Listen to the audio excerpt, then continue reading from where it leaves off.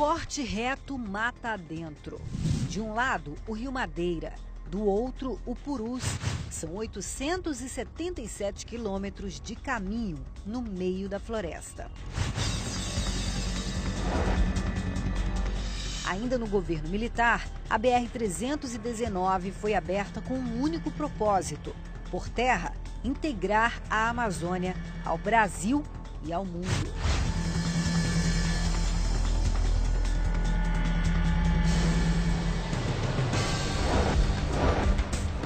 Entenda a dimensão da 319. De Manaus, a estrada dá acesso a pelo menos 5 dos 10 municípios que abrange dentro do Amazonas e então leva a Porto Velho, em Rondônia. De lá podemos ir para outros pontos do Brasil e ter acesso à rodovia interoceânica, uma estrada binacional que liga o noroeste brasileiro ao litoral sul do Peru, por meio da 317, no Acre. Uma ligação direta com o Oceano Pacífico. No livro de 1970, o registro. A BR-319 nasce no território de Rondônia, em Guajará-Mirim, na fronteira com a Bolívia, mas tem início e fim nos dois estados. O Amazonas a alguns quilômetros do restante do Brasil e essa ligação por terra é pela BR-319. Aqui onde nós estamos, ainda em Manaus, é onde começa a estrada e também a nossa viagem. Então, gente, são 5h30 da manhã, a equipe já preparou tudo aqui, os carros estão preparados, os equipamentos, o nosso cinegrafista Alexandre Pereira, o nosso auxiliar Paulo Frazão, ali o sargento Danilo Ramon e também o sargento S. Ferreira, o pessoal do Exército que está dando apoio para a gente nessa aventura, nessa viagem pela BR-319. E agora, então, a gente vai seguir. Vamos lá.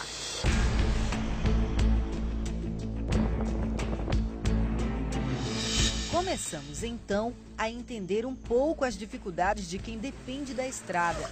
E olha que para quem mora pela 319, agora ela está boa, porque o parâmetro aqui é esse, o período das chuvas na Amazônia. O sol, os buracos não deixam a viagem fluir.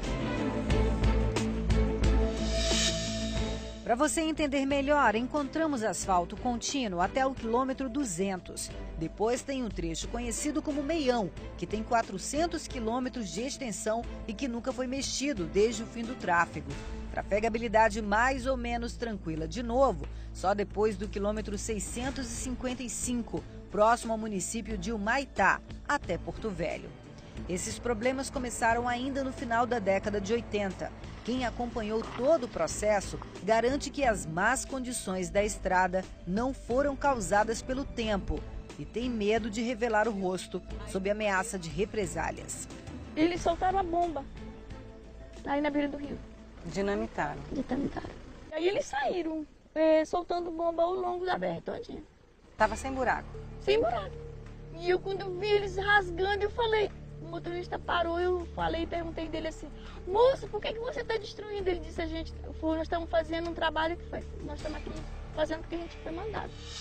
Esta moradora tem quase 40 anos na estrada e se emociona toda vez que lembra tudo que viveu com o que ela chama de destruição da BR.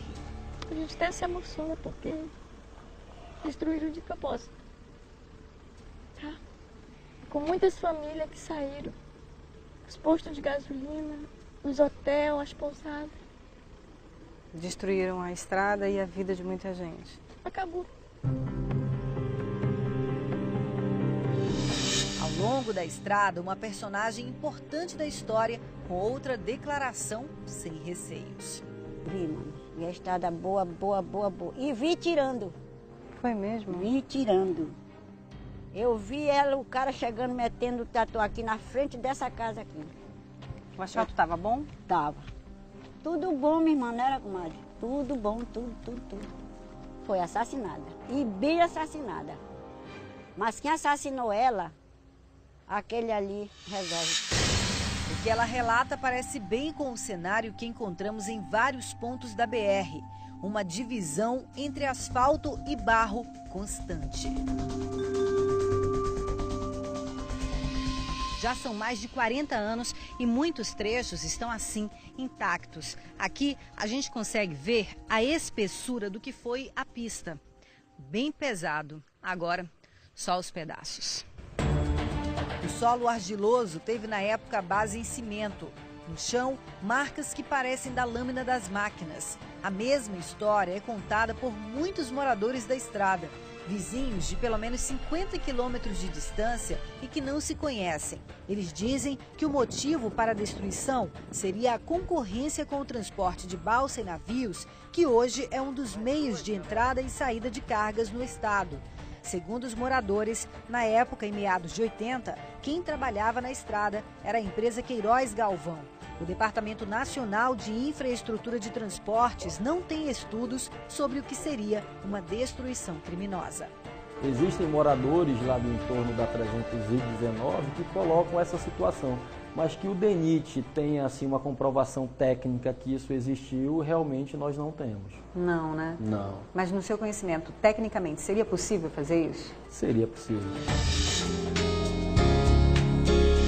Para seguir viagem, água de novo. A BR-319 é cortada por muitos riachos e muitos rios. São mais de 120 pontes ao longo da estrada. E onde elas não existem, a travessia é feita de balsa. A primeira é de Manaus para a Boca do Careiro da Várzea. E a outra é aqui, na comunidade do Igapoaçu.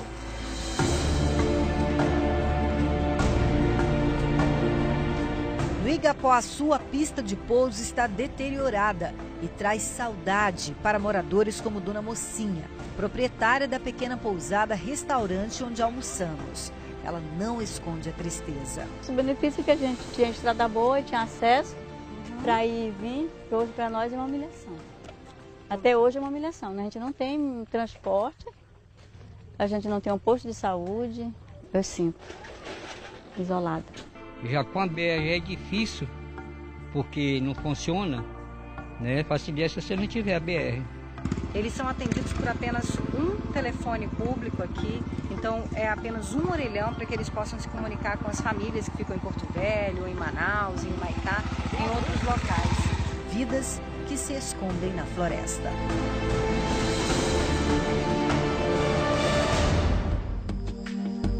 A pequena pousada ajuda na sobrevivência da única família pelos próximos 100 quilômetros.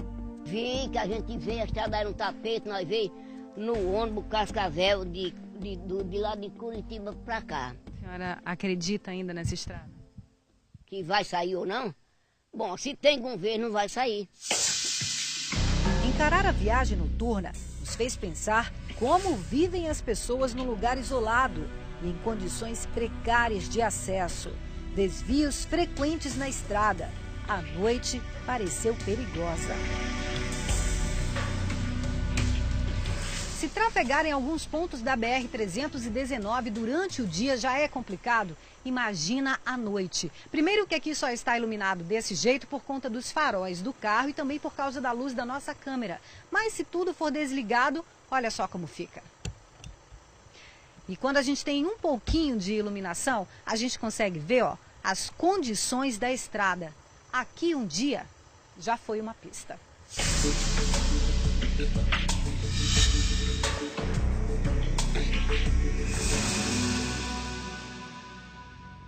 Este é o tão falado trecho do meio, isolado a uma imensidão de verde água.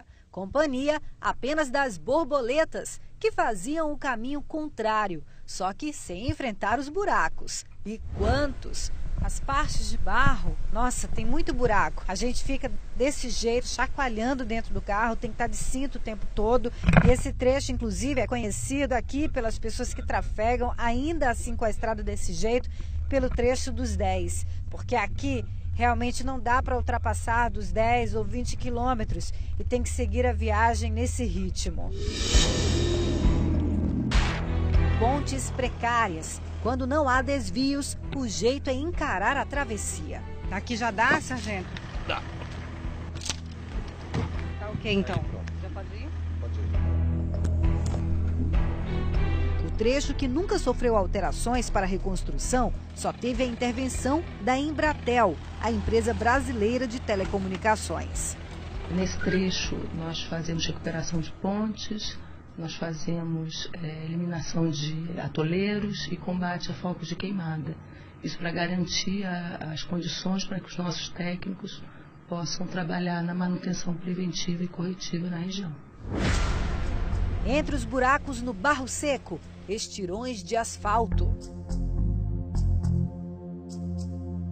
Este asfalto aqui, por exemplo, ainda é o original e só agora, depois de tantos anos, começou a apresentar os desgastes do tempo.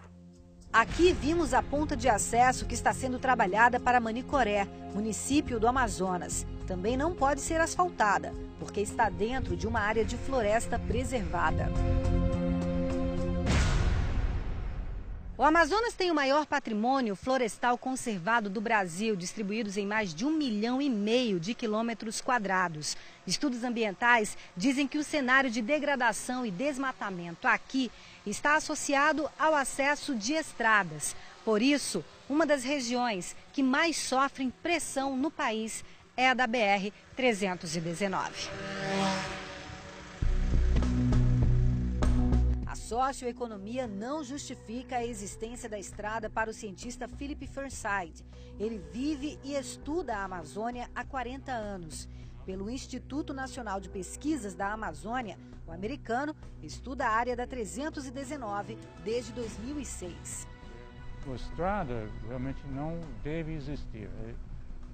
Se for existir, esse tem enormes impactos. Temos uma simulação do desmatamento lá e também outro em Roraima, porque ligando Manaus com o arco de desmatamento, vêm os atores, os desmatadores. Em 10 anos, mais de 80 milhões de reais já foram gastos com estudos ambientais para a possibilidade da obra. O primeiro foi feito em 2005 pela Universidade Federal do Amazonas, o EIA-RIMA, que analisa impactos. Para o IBAMA, não foi suficiente. E então, um consórcio de empresas foi contratado pelo DENIT para outro estudo, que também teve que ser parado no fim do ano passado, porque o IBAMA apresentou novas referências que exigiriam novos investimentos. E então o Tribunal de Contas da União questionou.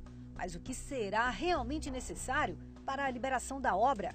Basicamente, o IBAMA está esperando que o estudo venha a ser produzido, venha a ser entregue, encaminhado, protocolado no Instituto, para que a gente possa dar início à análise. Não tem outra medida que a gente possa adotar nesse momento. E novas barreiras surgem sempre. A FUNAI também questionou a existência de povos indígenas na área. Nós estamos em tratativa junto ao IBAMA e junto à FUNAI, Estão acontecendo inúmeras reuniões lá na nossa sede, no DENIT Brasília, para que essa questão seja resolvida o quanto antes, que a gente retome esse contrato o quanto antes e que a gente consiga realmente concluir a elaboração desses estudos complementares para submeter novamente à análise do IBAMA. Desde o fim do ano passado, o trecho do meio pode ter manutenção, retirada de atoleiros, instalação de novos bueiros e a reconstrução de pontes de madeira. Trabalho que só dura no período de sol. Todo ano nós vamos ter que investir recursos aqui para que a boa trafegabilidade seja mantida. Não seria mais fácil investir de uma vez no asfalto? Seria bem mais fácil, Só que infelizmente no momento nós ainda não temos a licença ambiental para executar as obras de pavimentação. Por causa da preocupação com a degradação e o desmatamento, foi necessário criar unidades de conservação na BR-319. Ao todo, são 28, 11 federais, 9 estaduais do Amazonas e 8 do estado de Rondônia. O projeto foi concluído ano passado. Terezinha Frache esteve no primeiro estudo e no plano de gestão das unidades. Um reordenamento de 11 milhões de hectares. A ambientalista é a favor da estrutura para a vida na estrada. Há possibilidade de maiores impactos, mas nós temos que pensar como construir, como revitalizar uma estrada, um território com o menor impacto possível. Porque dizer que também que a ferrovia não vai causar impacto, isso é irreal. Dizer que uma balsa não vai causar impacto, isto é irreal. A realidade é uma só. Existem pessoas, existe a natureza. Nós devemos fazer uma simbiose entre a sociedade, a natureza e as pessoas.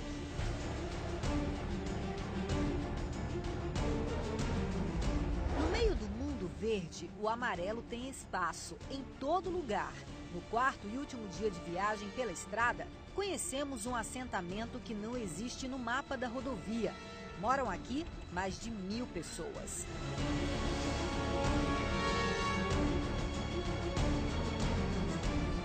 comunidade ainda é no Amazonas, mas está mais perto do estado de Rondônia, que daqui fica a cerca de 300 quilômetros. O nome é Realidade, mas no momento, realidade por aqui, só mesmo a poeira e o sonho de muitos moradores de poder ver de novo a BR-319 assim, asfaltada. Quem mora pela BR tem pleno esclarecimento da sua importância. Para a vida rural, faz diferença. Tudo que nós tínhamos, nós vendia aqui. É mesmo? Plantemos, vendia banana, vendia abacaxi, vendia macaxeira, vendia tudo. Era caminhão de laranja para Manaus, caminhão de abacaxi, caminhão de verdura, caminhão de boi, caminhão de cavalo, caminhão de galinha. Tudo aqui nessa BR. Mas para a vida na indústria e comércio da região também. Manaus é hoje o terceiro maior centro movimentador de cargas aéreas, atrás apenas de São Paulo e Rio de Janeiro. Mas no Amazonas, rios são estradas, por onde há um enorme volume de cargas. Empregos e faturamento na Zona Franca de Manaus poderiam ser maiores com a redução de custos com transporte. Cada container de 40 toneladas vindos via navegação, por exemplo, chega a custar quase R$5 mil. Para os empresários da capital do Amazonas, injusto pagar mais caro e ter apenas 2 modais de transporte.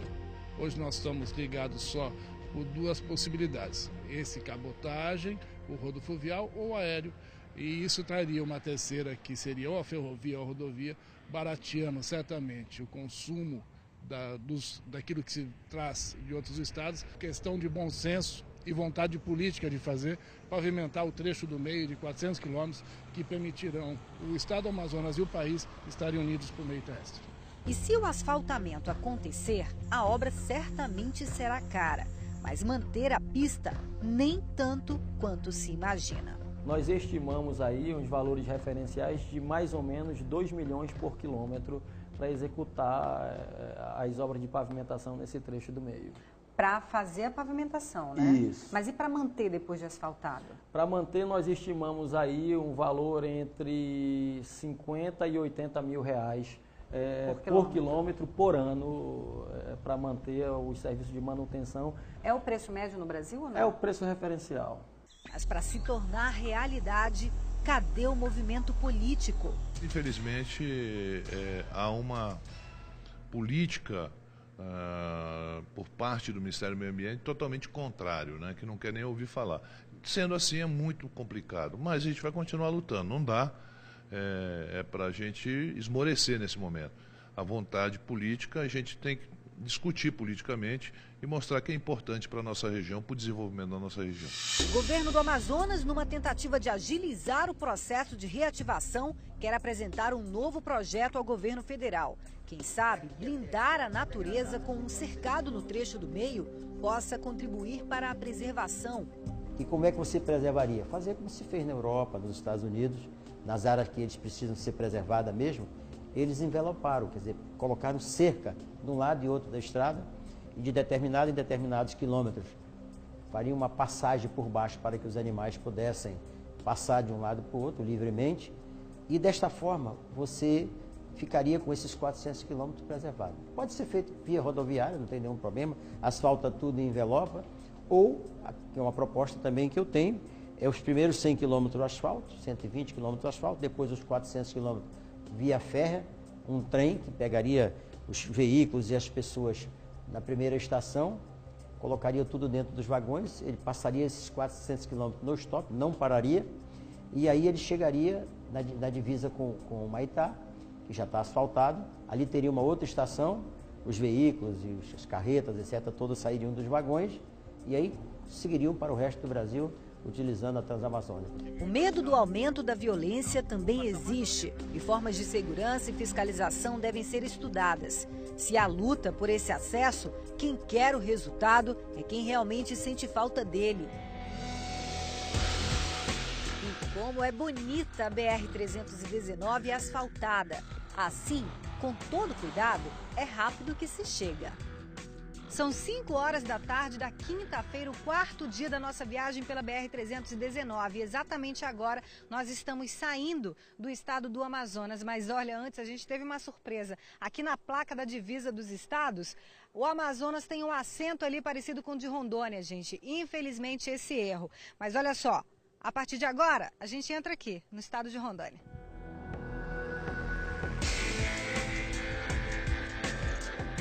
Se manifesta a favor dessa recuperação. Está faltando realmente essa batida de martelo que eu creio que deve ser dada pela presidente Dilma mesmo, porque da parte da burocracia há uma coisa aqui, outra ali, e da parte ambiental que só mesmo uma ordem superior pode sufocar todas essas energias contrárias a essa estrada tão importante para nós todos. O senador rondoniense que participou de audiência que ajudou na concretização das obras que hoje acontecem no trecho do meio, acredita na reabertura. As empresas têm 4 frentes de trabalho nesse momento, que estão trabalhando agora a todo vapor, porque nós estamos em plena seca na região, para ver se nós conseguimos a reabertura dessa BR ainda esse ano. É exatamente neste ponto, dentro de Porto Velho, que termina a BR-319, no bairro do Roque, e começa a BR-364. A partir daqui, é possível estar em horas ou dias em qualquer outro ponto do Brasil. Cuiabá, Goiânia, Brasília, Prudente, Campo Grande, Maringá, Prudente, vai sair Andorinha. Vidas diferentes, em lugares diferentes. Em comum, a esperança. A BR-319 pronta para ir e vir de novo. Para a economia, para o meio ambiente, a rodovia ainda é um desafio. Mas são quilômetros no meio da floresta que deixam Manaus mais perto e fazem da Amazônia um pouco mais brasileira.